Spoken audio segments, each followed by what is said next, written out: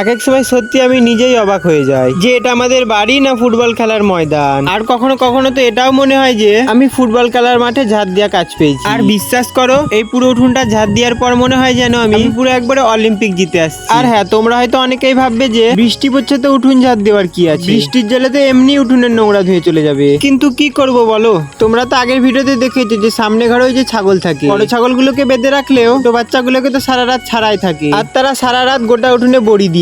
আর বৃষ্টির জলে সেগুলো ভিজে গিয়ে উঠোনটা দেখতে খুবই বাজে লাগছিল। তাই আর কি করব, বাধ্য হয়ে আমাকে ঝাঁট দিতেই হলো। আগের দিন সকালে আমি একটা ভিডিও ছেড়েছিলাম যেখানে আমি সকালবেলায় উঠে ছাই দিয়ে দাঁত মাজছিলাম। তো সেই ভিডিওটা দেখে জীবন দাস দাদা ভাই নামে একজন কমেন্ট করেছে যে তোমার ছাই দিয়ে দাঁত মাজা দেখে ঠিক ছোটবেলার কথা মনে পড়ে গেল। আর কমেন্টে সে এটাও বলেছে যে মঙ্গলবারে নিজের মতো করে চলতে পারো, তবে বিয়ের আগেই আনন্দটা করে নাও। আর বিয়ের পর যে এই মঙ্গলবারটা কোন কাজে ব্যস্ত হয়ে পড়বে। তবে কি মানুষের জীবনে বিয়ের পর কি আর আনন্দ থাকে না? দেখো, আমার তো এখনো বিয়ে হয়নি, আমি এই বিষয়ে কিছুই জানি না। আর দাদা ভাই কমেন্টে লাস্টে একটাই কথা বলেছে, ভগবানের কাছে প্রার্থনা করি তুমি আরো অনেক বড় হও। তো থ্যাংক ইউ দাদা ভাই এত সুন্দর কমেন্ট করার জন্য। আর বিশ্বাস করো, তোমাদের যখন এত সুন্দর সুন্দর কমেন্ট দেখতে পাই তখন ভিডিও বানানোর ইচ্ছাটা আরো দ্বিগুণ হয়ে যায়। আর হ্যাঁ, কমেন্টে অবশ্যই জানিও বিয়ের পর কি মানুষের লাইফে সত্যি আনন্দ থাকে। সত্যি কথা বলতে কি দাদা ভাইয়ের কমেন্টটা শুনে ভালো তো লেগে, তবে কমেন্টটা পড়তে পড়তে লাস্টের দিকে আমি একটু ভয়ও পেয়ে গিয়েছি। আর হ্যাঁ, অবশ্যই জানিও কথাটা সত্যি না মিথ্যা।